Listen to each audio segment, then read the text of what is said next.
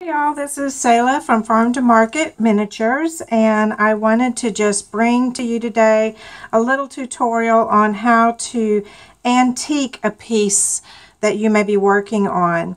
I'm hoping you can see in this piece the wood that I have already stained. I came back and I antiqued it in all the little crevices with the same blue that I used on the seat and the top. And I wanted to just show a quick little tutorial on how I did that.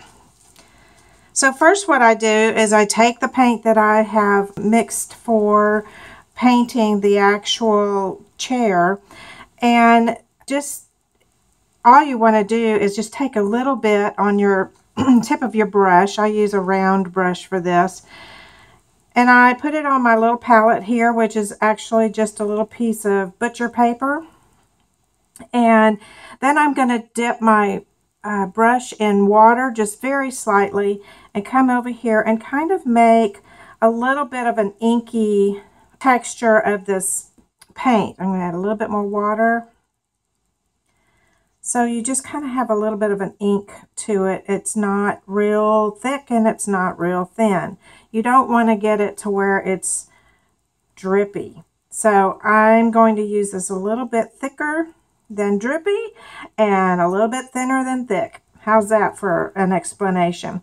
So I have that on my paintbrush here, and so what I want to do, I went into every little crevice that I had on where wood was touching wood or where it had been filed down to make a little valley.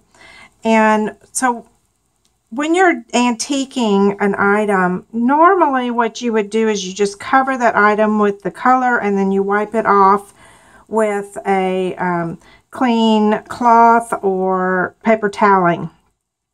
With this particular project that I'm working on, I didn't want that blued look all over this wood. I wanted to maintain the integrity of some of the darker areas of this wood. So I'm really just wanting those valleys that I pointed out earlier to be the ones that receive the antiquing. So because of that, I'm going to just go in to the areas that I'm wanting the antiquing and adding that paint. And as you can see, the paint looks like I'm just adding a stripe on there. And now I don't want that to be the ending result of this paint. So what I do at that point is I take a little Q-tip, I dip it in my water, and then I have a little bit of paper toweling here, and I just take the excess water off of that. I just want a damp Q-tip.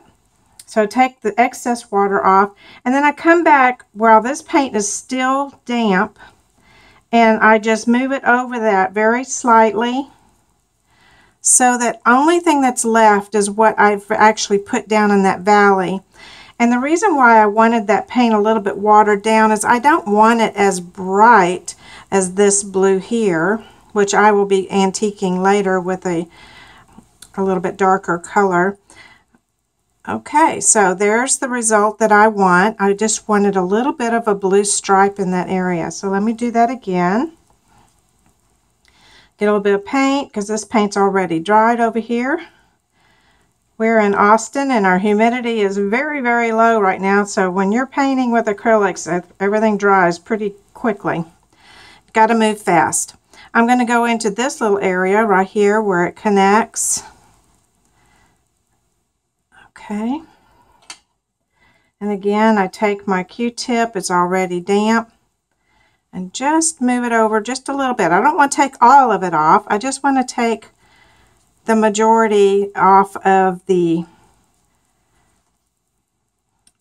place where the wood staining is. I just want this in the crevices on that little piece right there. So I'm going to come back over to this side and do the same. So you see, you can get a little messy there, but you're just going to wipe that off. I'm going to do both of these little leg pieces at the same time. Come back in here with my Q-tip.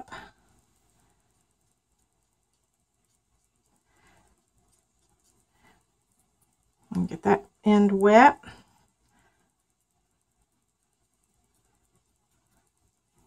All right, so there's the look that I'm looking for. And when this dries, it will be just as strong as this paint here. And I'll be able to go back over it with a sealer so that I don't lose that completely. Being a water-soluble paint, sometimes you can lose it later if you don't seal it. Because you wash your item or dust it or whatever, or a little bit of moisture gets on it. So you want to make sure that you seal it afterwards. And okay, so I wanted to do this little area for you and let you see what I did with this one. And as you see, I'm not going completely over that little hump, that little bump there. I'm just going into the crevice itself. And because the paint is a little bit watery, it just kind of moves itself around. I'm going to go to this side, do the same. And again, you don't want drippy paint, but you don't want it real thick either. Okay, so I'm taking my Q-tip and just kind of dabbing around it just to get any of the excess that may have moved to areas you don't want. And you don't want to wipe it all off, but you do want to get so that you just have an impression of that paint there. And that is what you would call antiquing something. It just adds a little bit of a dimension into the crevices and the areas of your item. And I'm going to go ahead and complete that one, and I'll give you the look here of what I'm doing. I also did the spindles the same way. By the magic of video, my chair is now complete, and I have already done all 4 of the legs, and I also did the back spindles, and now they both match. I wanted to be sure to mention that I do put a sealer on the antiquing that I do. I won't do it until I finish my antiquing on my seat and my back. But once I am ready, I'm going to choose Liquitex matte varnish. I want a matte finish, and actually with this particular varnish, it still will have a little bit of a sheen, but it's just not going to be very shiny. And that is the look that I am looking for. But what the varnish will do is it will actually seal that antiquing in place so that if some water gets on it somehow, or I'm cleaning my items and cleaning or dusting them, then the antiquing that I've put in there will not be able to be removed as easily as if it was left uncovered. And the same goes for the seat and the back. And again, I'm using Liquitex matte varnish. There are many different kinds of finishing products out there that you can use. I'm only suggesting the things that I'm using, and my way may not be somebody else's way. This is really only one way of antiquing. There are so many different products and techniques out there that you can use. I just wanted to show you mine. It's pretty simple and very easy for anybody to do on their own projects that they have at home that they might like to finish off with a little bit of antiquing. So I hope that you found this video helpful, and if you did, I'd love to hear from you in the comments below. And even if you have some tips of your own that you would like to share, I believe that sharing is caring. So be sure to share with us any ideas that you may have that may help us to do our little projects a little bit easier. Thank you again for joining me. This is Selah from Farm to Market Miniatures, and until next time, I hope that you have a lot of fun.